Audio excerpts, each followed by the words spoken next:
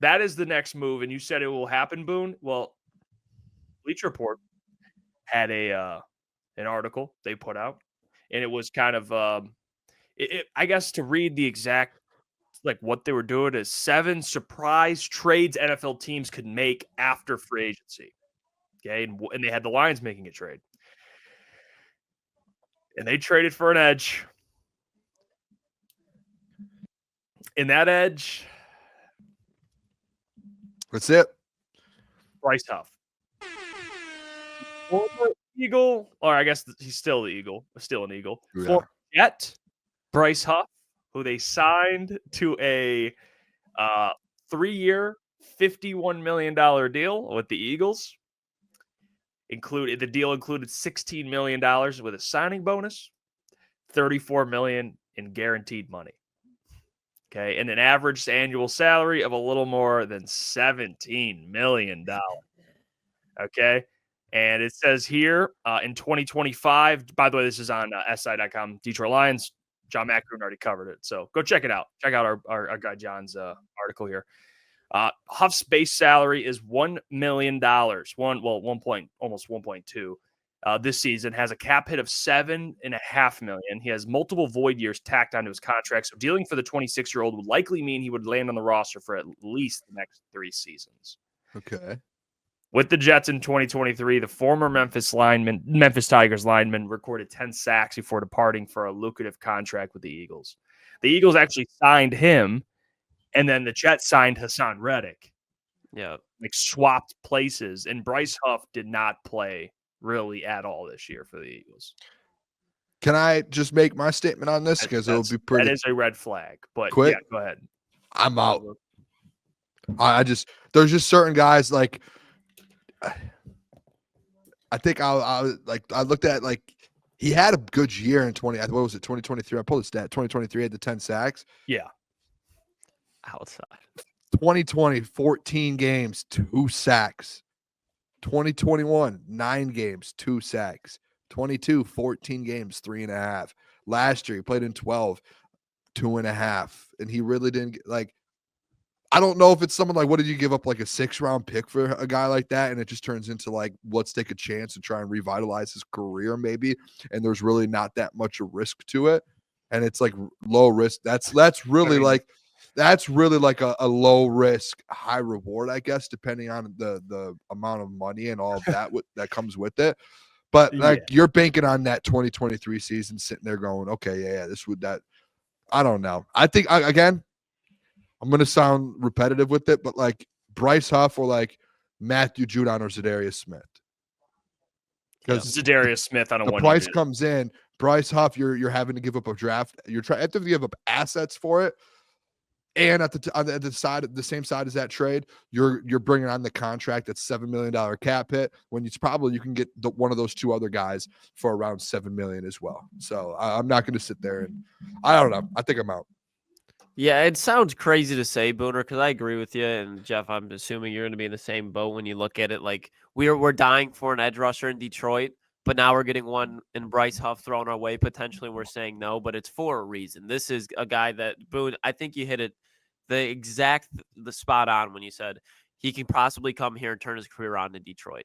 That's not what the Detroit Lions are at this point. If you're bringing an edge rusher in, you're having that guy in because you know he can produce right now, get to the quarterback. And Bryce Huff did that in his last year to get a contract. Outside of that year where he was on the final year of his contract, he's been just kind of a rotational piece. And that's if the Lions are going to bring in a rotational piece in Bryce Huff, that's fine, but not for that money. That money is like, okay, Boone, you just said we got to re-sign Terrion Arnold hopefully in the future. Bryce Huff, that's not something that should fall into the equation or even be close to stopping that. So I'm cool on Bryce Huff. I think he's a solid rotational piece, but not for that money. No way, no how. It's like Marcus Davenport again, but you're paying the money. Okay, so yeah, I am with you on that. He has 20 career sacks. 20 in 5 years. 10 of them came in 1 season. So he has 10 sacks in 4 years. Besides that, that's like a big problem. Consistency. When you look at production, consistency, and even a guy who's older than him, Bryce Huff's 26, Zadarius is like 32. Zadarius has had 8 sacks in multiples. Like he's been just, you know what you're getting. Okay, bring in guys that you know what you're getting. Za'Darius Smith, Matthew Judon, a little more of a question. I mean, last year I understand, but Za'Darius is probably the most for sure. Like, you know what you're getting. He's played here. Like, it just makes too much sense. They should announce the signing already. I don't know what's taking so long. I don't know. Maybe there is a reason for it. Maybe it comes this week, but he should be on the Lions. Like, none of this like trade stuff. I don't care. I don't want to commit long term to any of these guys. It doesn't make any financial sense for the Lions. It's stupid. It's dumb. Bryce Huff is not even like, he may be a 1-year wonder. Okay, that's what I'm getting from this. Like, I've seen a local writer here in Detroit suggest the idea of trading for Travon Walker. I don't hate it. You're going to get him for cheap, but then the number one pick in the Aidan Hutchinson draft. He's in Hutch's class, so their contract comes up pretty soon. So for the meantime, it'd be good. Like, I think he's somebody that as a number 2, when you look at he's done what he's been able to do with Josh Allen, I think he's been a solid number 2. I don't think he's lived up to the number 1 overall pick, but if you take the number 1 overall pick away, Travon Walker's been a very solid number 2 edge rusher, and he still has not reached his ceiling. I don't think, again, he's ever going to live up to that number 1 overall pick when Aidan Hutchinson is right behind you. But I think he can definitely bring a different dynamic to the Lions or defensive line that it has not had. Like they always have power rushers. They go after the power rusher. I don't think it'd be such a bad thing to go, hey, we've had power rusher.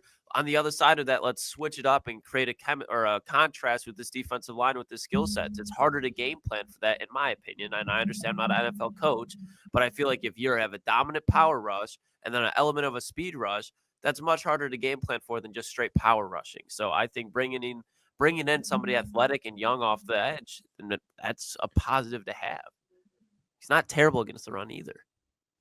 I'm interested to see, honestly, like with all of that though, like what I wonder if Kelvin Shepherd is going to want to try some new things this year, and like if Klotz, like, he wants to do that with like hey, we don't need these power guys, like let's get a couple guys with speed off the edge or something. I don't know. I remember Kelvin said it in his press conference, or Dan actually said it. Like, Kelvin's already brought a bunch of different things to me and some new formations and things that he wants to do that we haven't done in the past. And he said, Dan was like, I love it. Like, I'm in for it. And obviously it's going to be something similar, but there are going to be some mix-ups. And I don't know. I wouldn't mind a Travon. Well, I mean, that's one. I love, dude. Trayvon has had 10+ sacks last 2 years. Yeah, like, I'm sitting here going, like, why would you say no to a Travon Walker? I don't know if anyone would, but I would. You would have to. I feel like you have to say yeah to a guy like that. But I don't know if he'll become available. Like, I don't know what that's going to be like in Jacksonville. Well, the problem is, and people are like, I'm okay with this. I don't know if it's I don't know if it's what the Lions would ever do. But if you were to trade for a guy like that, you have to understand you're not paying him. Like, it's just, that's the tough part. So he wants to get paid. You get 2 years of Travon Walker, and then you're done. Like, that's essentially, because you're not paying him. I mean, you're paying Hutch, and then you're not paying Travon. If Travon comes here and gets another 9.5, 10.5, whatever the next 2 seasons, whatever it is, dude's making $30+ million. Like, he's on track he's got 20 sacks in the last 2 years. Like, he's really but good. Like, after this next year, like, he's probably going to want even an extension wherever he's at, and it's going to turn into one of those things where maybe you have to trade him right away. Like, you get 1 year and then trade. I just don't think it's realistic. Because the Jags, speaking of no team can have 2 $30 million edge rushers. I mean, the Jags are probably looking at this like, okay, we just paid Josh Hines-Allen. Yeah. We're going to be able to pay Travon Walker? I don't know. Hey, what's going on there? It's Jeff Iafrate. Appreciate you for finishing the video. You can check out one of the videos here suggested or show support by commenting, liking, and subscribing. And buy your merchandise, FisherCTSports.com.